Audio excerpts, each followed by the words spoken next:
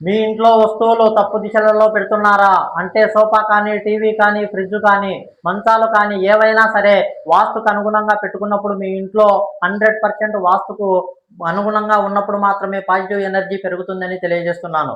ఎందుకు ఈ విషయం చెప్తున్నానంటే ఇండ్లు మొత్తం కూడా వాస్తుకు అనుకూలంగా కట్టుకున్నప్పటికీ ఆ ఇంట్లో పెట్టుకునే వస్తువులు కూడా చాలా జాగ్రత్తగా మనం పెట్టుకున్నట్లయితే 100% వాస్తుకు అనుకూలంగా ఉంటుంది. చిన్న చిన్న లోపాలు కూడా లేకుండా మనం సవరించుకున్న వాళ్ళం అవుతాము. ఈ పూర్తి వీడియో మీకు యూట్యూబ్ ఛానల్లో వాస్తు జీవనం అనే ఛానల్లో దొరుకుతుంది. కావాలంటే మీరు అక్కడికి వెళ్ళి వివరంగా తెలుసుకోవచ్చు. ఇప్పుడు నేను షార్ట్ కట్లో మీకు తెలియజేస్తాను. ఒక ఇంట్లో చూడండి, బెడ్రూమ్లో మాస్టర్ బెడ్రూమ్లో ఎప్పుడైనా కబోర్డ్స్ ఇలా పడమర వైపు మాత్రమే రావాలా లేదా దక్షిణ వైపు మాత్రమే రావాలా కబోర్డ్స్ అనేది ఎప్పుడు కూడా. టీవీ అనేది ఉత్తరం కానీ తూర్పు కానీ తూర్పు కానీ మాత్రమే టీవీ ఏర్పాటు చేసుకోవాల్సి ఉంటుంది. బెడ్ మాత్రం ఎప్పుడూ దక్షిణ దిశలోనే ఉండాలా. ఇదే విధంగా ఇలా చిల్డ్రన్ బెడ్రూమ్లో జూనియర్ బెడ్రూమ్లో కూడా అప్లై అవుతుంది.